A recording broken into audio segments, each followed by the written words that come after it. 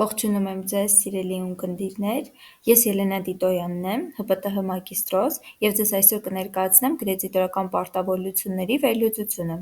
Կհասկանանք ինչ է իրենից ներկայացնում կրեդիտորական պարտավորությունները, ինչպես է որոշվում կրեդիտորական պարտքերի փոխհատուցման ժամկետը օրերով և այդ ամենը կհիմնավորենք օրինագի միջոցներով։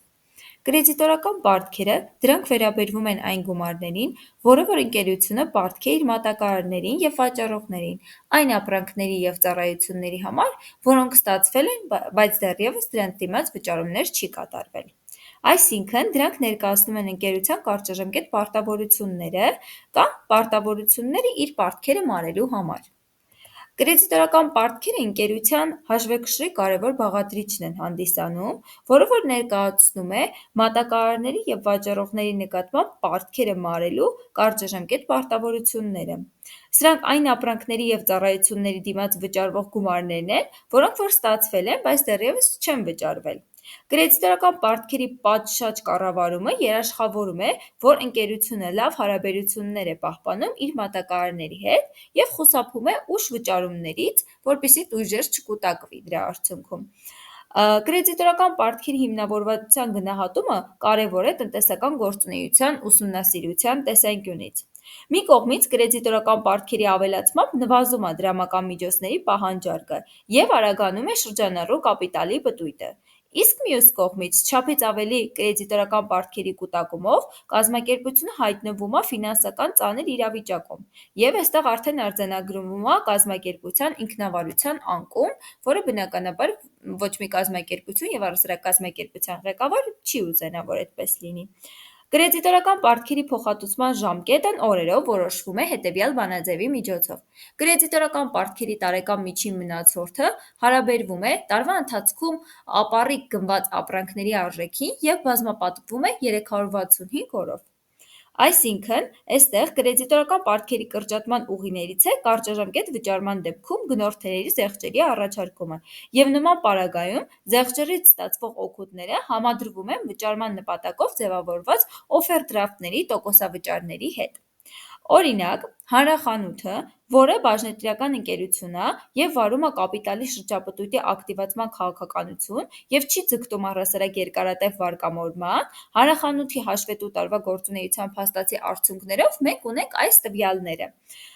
Հանրախանութի մատակարարները 50%-ով առաջարկում են 5%-անոց զեղչեր, որոնք որ ստացված ապրանքների դիմաց վճարումները պետք է կատարվեն 15 օրվա ընթացքում։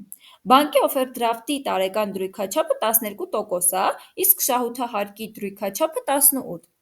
Որոշենք, թե արդյոք ընդունելի են մատակարարների կողմից զեղչի առաջարկները։ Այստեղ պետք է հաշվարկենք խանութի շրջանառու կապիտալի մեծությունը, տոկոսավճարների փոխհատուցումը, մեկ բաժնետոմսի բաժին ընկնող շահույթը և կապիտալի շահութաբերությունն ու ինքնավարությունը։ Հիմա փորձենք դա հասկանալ։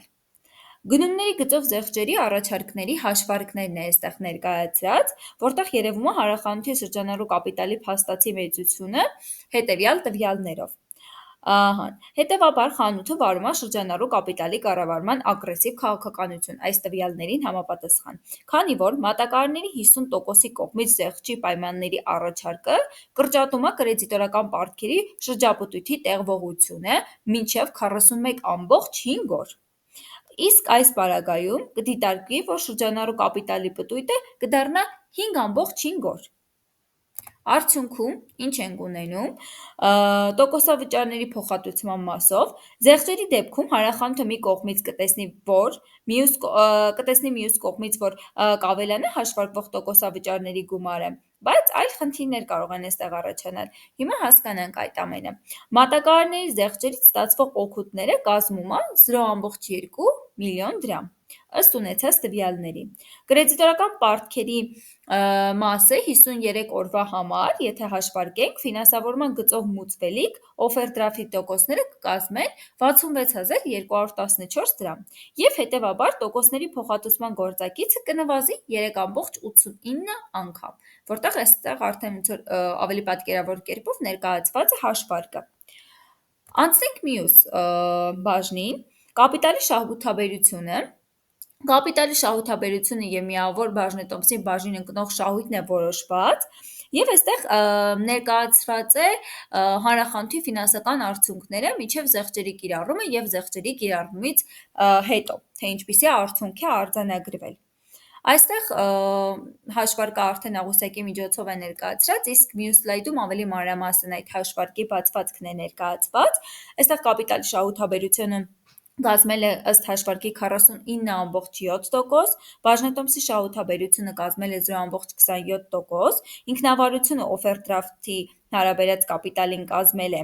150%, ինչպես տեսնում ենք, եւ զեղչից հետո օվերդրաֆտը կաճի 0,55%-ով։ Հետևաբար ինքնավարությունը զեղչից հետո կլինի 178%։ Այստեղից եզրակացություն կարող ենք անել, որ հանրախանութի մատակարարների կողմից առաջարկվող զեղչերի կիրառմամբ թեև ավելանում է զուտ շահույթը, սակայն անբարենպաստ պայմաններ է ստեղծվում ինքնավարության, տոկոսավճարների փոխհատուցման և կապիտալի պտույտի տեղողության առումով։ Ուստի հանրախանութի կառավարիչները պետք է հաշվեկշռեն իրենց դրական և բացասական հետևանքները և գնումների գծով զեղչերի առաջարկների վերաբերյալ որոշումները ճշգրտորեն կայացնեն, որպեսզի չունենան ավելորդ խնդիրներ։ Շնորհակալություն։